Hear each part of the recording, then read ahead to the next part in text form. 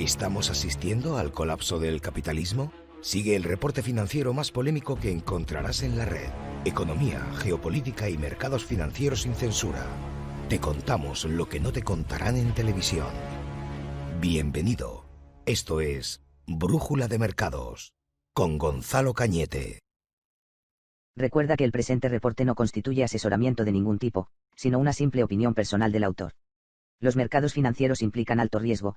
Consulta con tu asesor financiero antes de invertir. Como este artículo, voy a hacer ahora el zoom para que luego no se me olvide y para que tengáis ya de entrada de dónde saco lo que voy a contar, que lo que voy a contar son palabras gordas que ha soltado este señor. Economicprince.com, en su día leí un artículo, me encantó y me guardé el blog y desde ahí pues de vez en cuando le echo un vistazo y tiene artículos muy potentes. Y en este caso el título del artículo que ha publicado es The Viral Assault on Small Business, el asalto viral al pequeño negocio. Y es brutal, es muy muy bueno. Probablemente lo que voy a leer ahora, luego le pongan marcas en redes y el contenido, no sé qué, tal y cual, bueno, que les den. Porque realmente para el petit comité de los que estamos aquí, esto yo creo es contenido que a vosotros os interesa. A mí me llama la atención y creo que la gente que suele seguir este reporte os gusta también estos temas. Y además que es la realidad, es lo que os digo, Estados Unidos está viviendo lo mismo que está viviendo el resto del mundo. El que me escucha es de España, como el que me escucha es de México, como el que me escucha es de Estados Unidos, de Colombia, que también hay gente, o de Chile, o de Venezuela. O sea, digamos que Argentina también, tengo algún que otro conocido allí que me escribe. Pero digamos que es lo mismo en todas partes. O sea, lo que estamos viendo es que estas políticas están yendo a por el pequeño negocio y además se está aumentando masivamente la dependencia estatal de estas cosas, porque realmente es... Recuerda Bueno, que lo dije en el anterior reporte. Pero la sensación que tienes es como que caminamos voluntariamente hacia una autodestrucción de las economías y además con una pistola en la sien, que es vacunarse o morir. Es decir, ponerte... La semana pasada comentamos, la autoridad sanitaria de Suiza ya comentaba que estaba por ver que se autorizase o no el tema de la vacuna porque, claro, sin registros, por ley, no podían autorizar medicamentos que no hubiesen una serie de condiciones previas.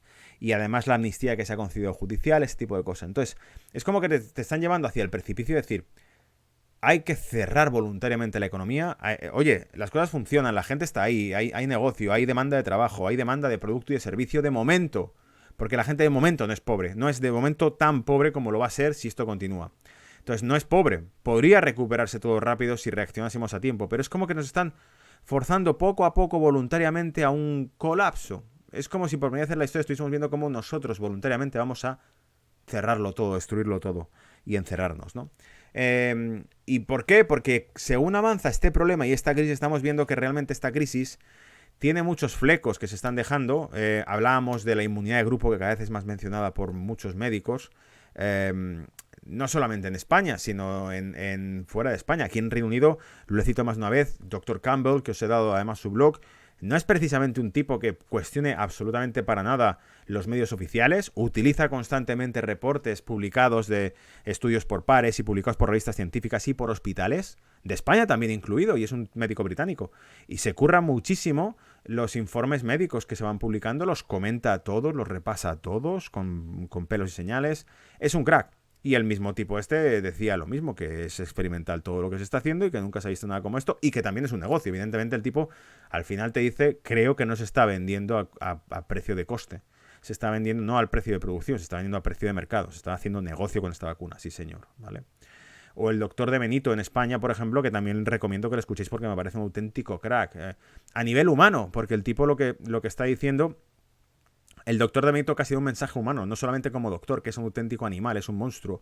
Cuando habla de detalles médicos, la manera que tiene de escribir las cuestiones médicas me parece que es extremadamente técnica, por lo tanto se nota que es un auténtico profesional, pero es que a nivel humano también dice que la gente lo que se está haciendo es una campaña también de miedo absoluto por este tema de la gente. Los CDC de control epidemiológico de Estados Unidos hace ya meses, y lo sacamos también aquí, publicaron un ratio de mortalidad del 0,4, un 0, no me acuerdo, un porcentaje muy reducido. Y la propia OMS ha reconocido que tiene una tasa de mortalidad del 0,6% esto.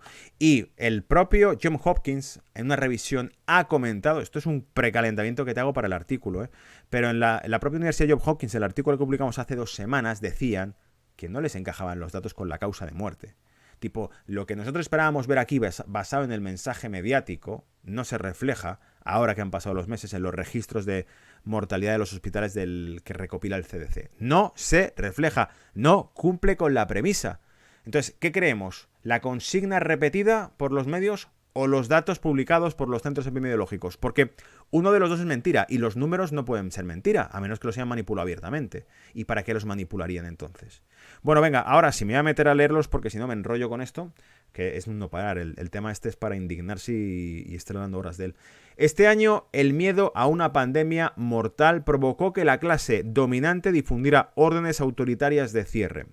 La propagación viral de los patógenos submicroscópicos tiene el potencial de alterar el flujo de la historia. Los soldados que regresaron al Imperio Romano después de la guerra contra Partia en 1605 después de Cristo trajeron más que el botín de la conquista, la peste de Antonín, que se sospecha fue viruela o sarampión y que cobró aproximadamente 5 millones de vidas. Os he dicho más de una vez, ¿sabéis cuál es el ratio de contagio de la viruela? Ese ratio de contagio, ese factor de contagio, 10-1. Un enfermo de viruela de media contagia a 10 personas. El SARS-CoV-2, cuando empezó todo esto, decían que eran 3, más o menos. El de la gripe es 1.4, si no me equivoco. Y el del SARS-CoV-2, en los momentos, por ejemplo, post primera ola, se redujo por debajo del 1 en Europa, en muchos países de Europa, en el 0,9, el 0,8, el 0,7. Es decir, que una persona enferma no llegaba a una persona que tuviese cerca.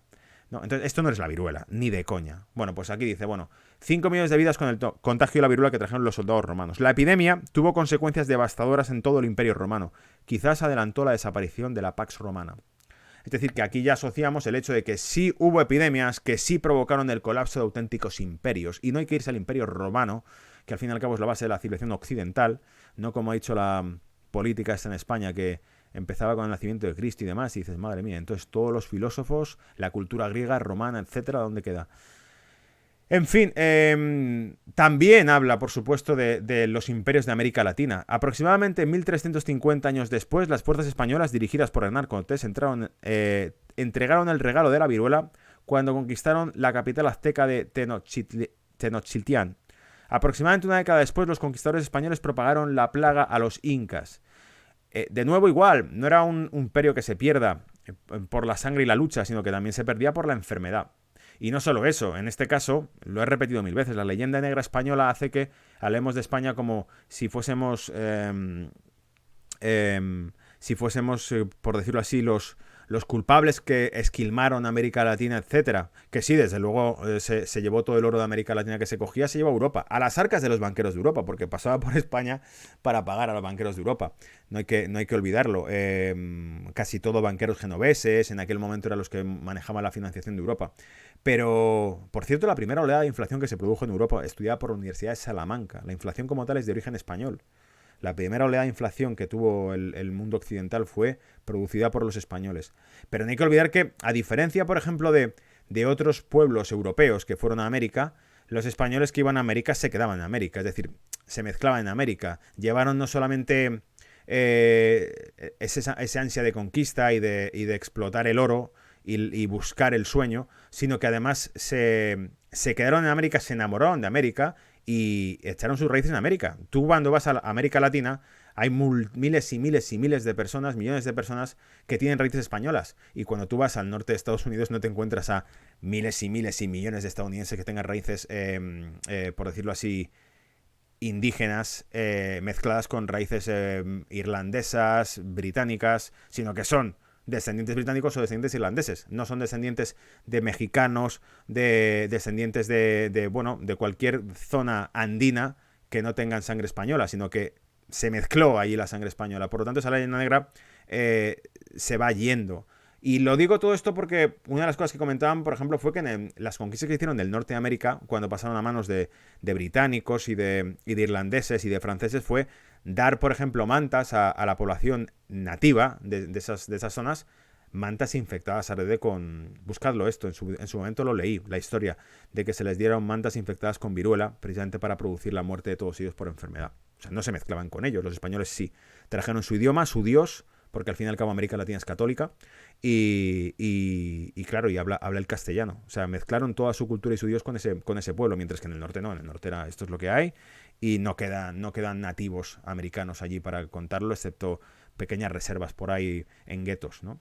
Marco Aurelio, el último... Me voy a salir de este circo en el que me he metido yo solo, que me he metido en un jardín hablando del tema. Marco Aurelio, el último de los 5 buenos emperadores en la época de la plaga antonina, escribió lo siguiente en sus meditaciones. Tened en cuenta constantemente que todo esto ha sucedido antes y volverá a suceder. La misma trama de principio a fin, la misma puesta en escena. Se está refiriendo a las conquistas o a la desaparición de los imperios por enfermedades, ¿vale? Klaus Schwab, un loco y fundador del Foro Económico Mundial, me encanta cómo lo define el autor del Economic Prims, ¿no?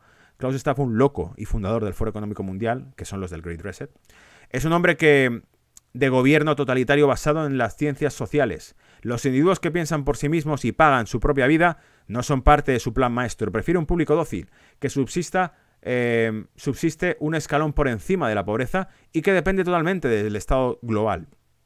Es decir, esto que hablábamos de esa dependencia estatalizada constantemente, que es en realidad hacia dónde va todo esto, un neosocialismo, bancos centrales financiando los gastos públicos de los gobiernos que tienen que subsidiar a la gente.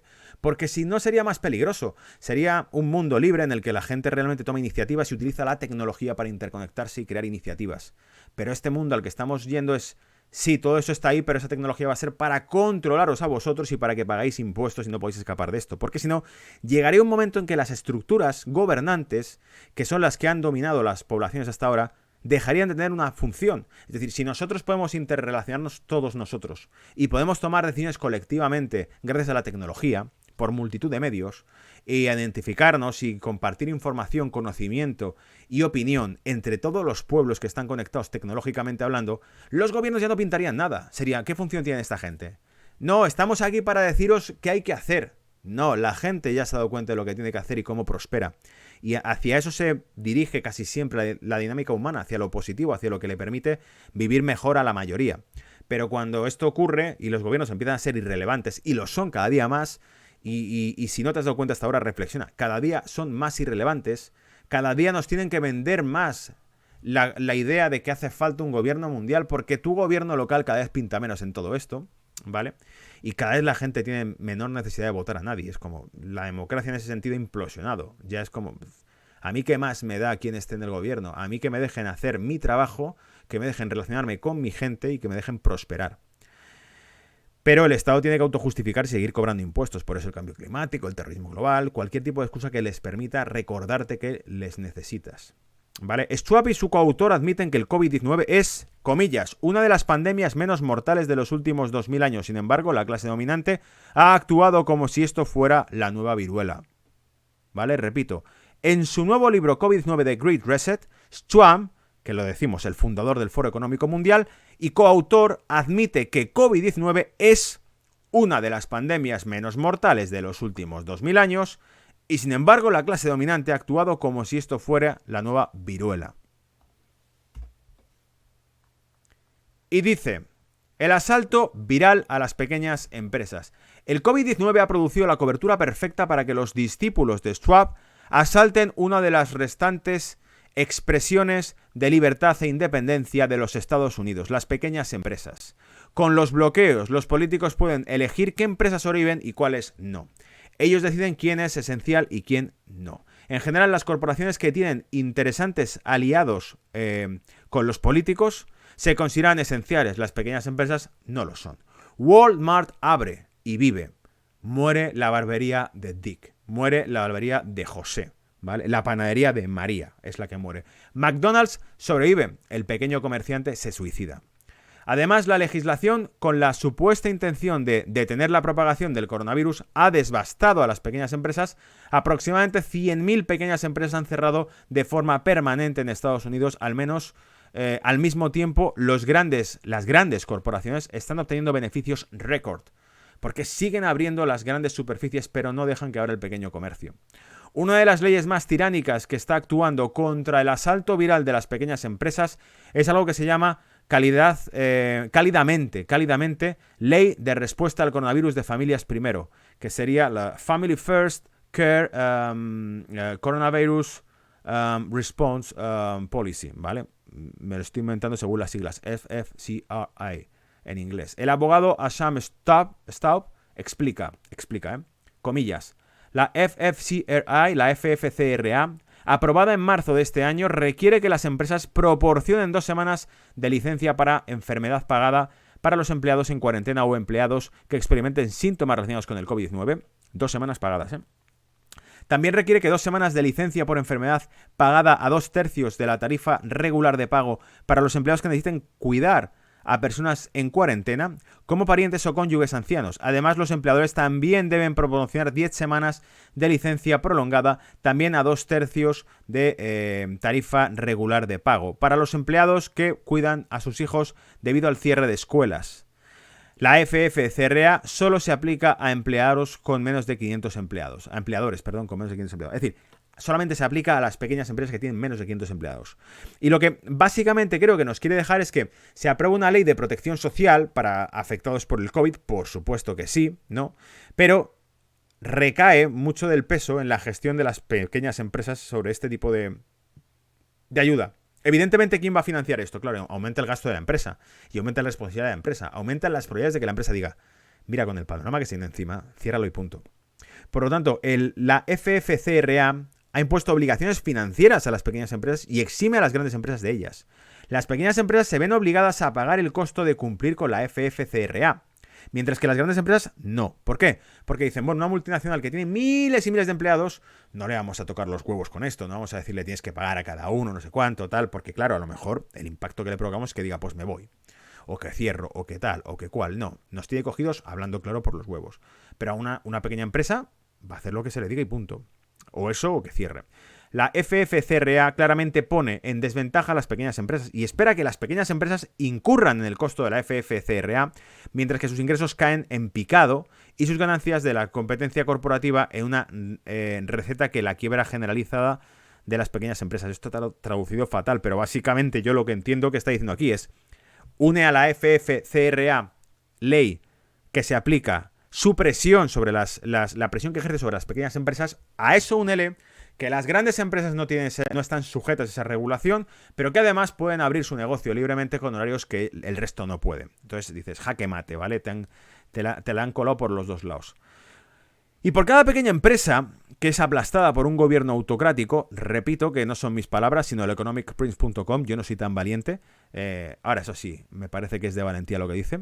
Y por cada pequeña empresa que es aplastada por un gobierno autocrático existe la correspondiente pérdida de los sueños del propietario y del sustento de sus empleados. Pero eso no es todo. También nota otro paso de la libertad hacia el control y la dependencia, y hacia un mundo más oscuro y medieval.